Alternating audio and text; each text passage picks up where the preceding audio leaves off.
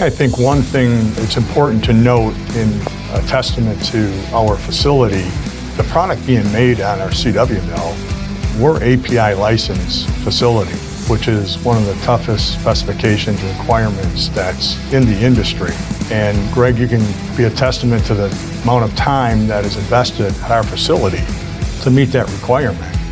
So even though that our product's not being specified to the API specification, the stringent nature of how we have to produce the API doesn't leave when we flip over and make our grade B now. It's produced with that level of quality control. It's produced with that level of quality, which I think is significant because API is a tough organization to meet the requirements. You know, as Dave mentioned, our quality system and our standards have to be set to meet the API Q1 standards, and you know, like Jesse and Dave were talking, that doesn't go away. The quality system is the quality system, so it's set.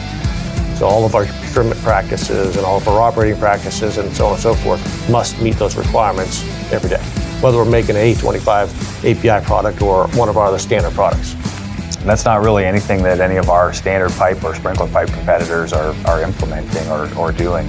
Yeah, this facility's been API licensed for over 50 years. Our code number is 0080. So I mean, we go way back in history of licensed facilities.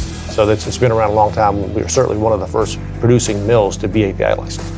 I think the significance of that scenario is all manufacturers self-certify to an ASTM specification. And that essentially means that you're testifying when you stencil that product that you're meeting that specification. Nobody's coming in and saying that you are. API is stringent, and there is, for lack of a better term, a police force. They will come in and they will pull your product out of the marketplace if it's not compliant.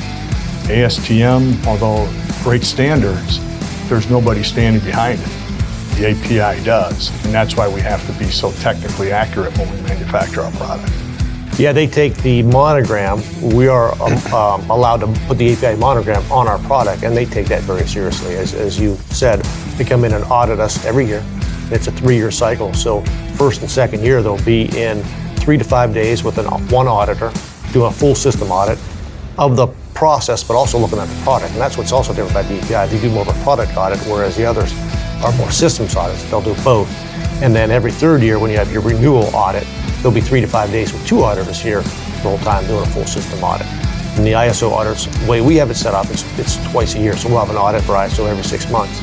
And then our FM approval and our UL listing that our products carry, you know, those auditors are in every quarter. So we get audited by them every quarter. And they're coming in and doing a small sampling and just verifying that our stencil and our practices that we have in those listings and approval drawings are consistently met.